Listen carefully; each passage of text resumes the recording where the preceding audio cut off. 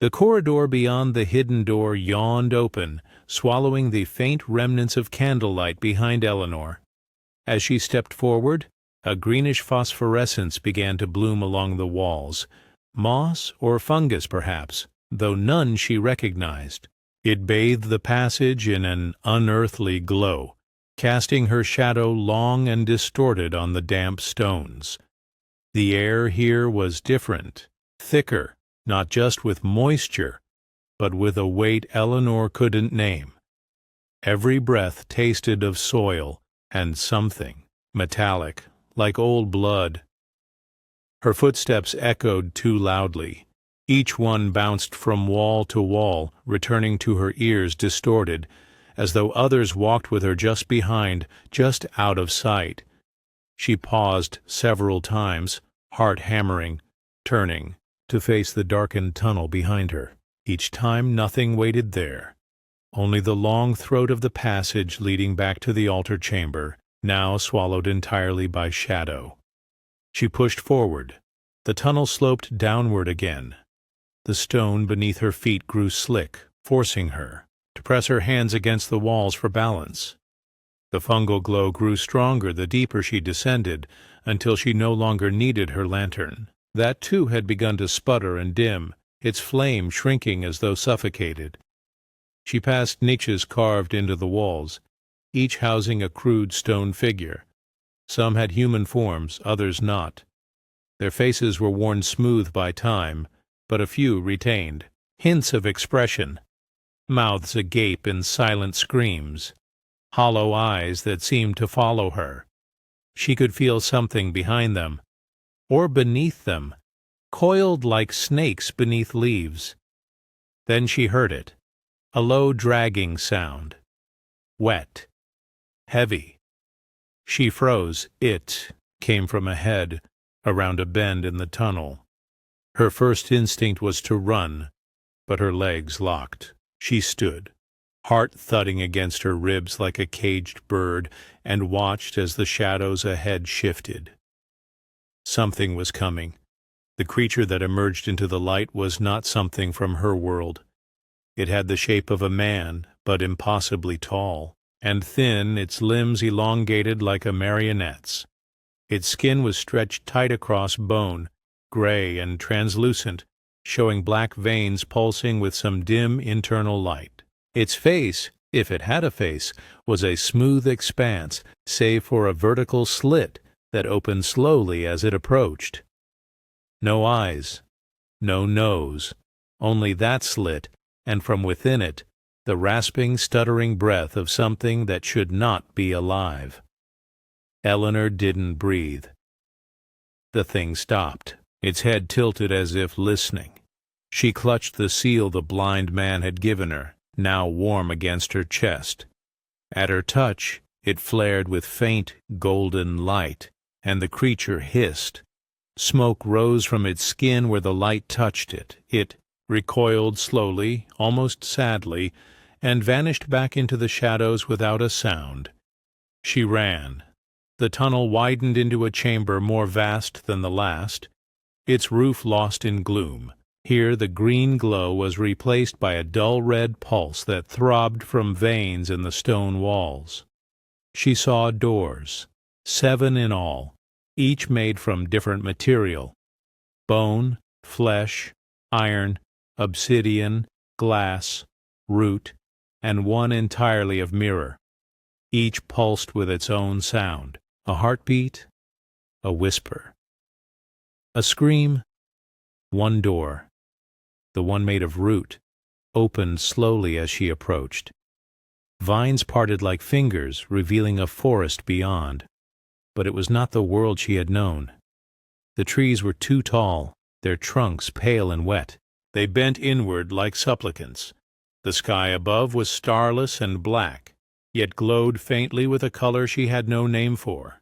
And the air was full of voices, not language, but emotion, terror, sorrow, longing. She stepped into the forest. The ground was soft beneath her boots, covered in a thick carpet of what looked like moss but felt like fur. She shivered, all around. Her? The forest whispered. Faces appeared in the bark of trees, in pools of water, in the hanging strands of moss, some crying, some screaming, others mouthing silent warnings. She passed ruins half swallowed by roots. Statues stood broken in glades, their faces gouged out. Time had died here. Things lingered. A woman emerged from the trees. She was beautiful in a way that hurt to look at. Tall, ethereal, her skin the color of moonlight. Her eyes glowed faintly, like dying stars. She wore a robe of moth wings and her hair floated as though under water. But her face, Eleanor knew it. It was her own. "You are late," the woman said in a voice layered with echoes. "The Hollow One waits." Eleanor's voice cracked. "Who are you?" "I am what you could become, or what you were, or what you must refuse to be." "What does it want from me?" "Not want. Need." The woman stepped closer. "You opened the book.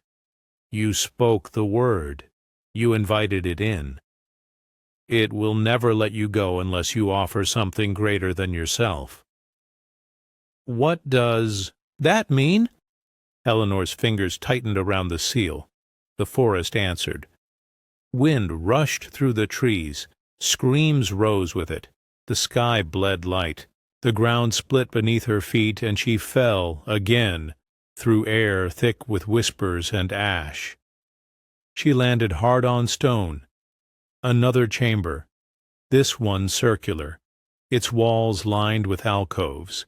Each held a person, some still breathing, others mummified by time. All were whispering, muttering to themselves. Their eyes were open, staring, seeing nothing. She turned, and the Hollow One was there. Not a creature, not any more. A storm of shadows and mouths, arms reaching from every angle, folding inward and outward. It was everything. It was nothing. It was hunger. "You brought the word into the world," it said with 1,000 voices. "Now bring the silence," she screamed. The light of the seal burst outward. The chamber shook. The whispering stopped. For the first time in hours or days or centuries, silence fell. Then a voice, small, human, terrified, broke it. "Eleanor?" A child stood in the doorway, a girl with tangled hair, barefoot, eyes wide with tears. Her sister, the one lost in the fire, the one Eleanor had buried. "How are you here?" Eleanor whispered. "She said I could come if you asked," the girl said. "But you have to choose." The Hollow One reformed behind her, looming. "Choose," it crooned. Eleanor stepped forward. To save her sister, to lose herself, or to run. She reached into her pocket and withdrew the seal. It was cracked now, its light fading. She looked at the girl. So real, so fragile. Was it truly her? She held the seal aloft. The Hollow One surged. The forest, the chambers, the tunnels. Everything collapsed inward like a dying star. She screamed the word again. "Listen!" And the seal shattered. Light filled everything. Then darkness. She woke in a bed, a real bed. Sheets, sunlight, a window, birds. She was in a room at the inn. The book was gone. The seal was gone. Her hands bore scars she didn't remember. A knock at the door. She opened it. The blind man stood there. He held a letter. "It's not over," he said. "It's only sleeping." He placed the letter in her hands and walked away. Inside the envelope, a photograph, the graveyard, but now A name etched on the once blank stone. Eleanor Gray, buried, not yet dead.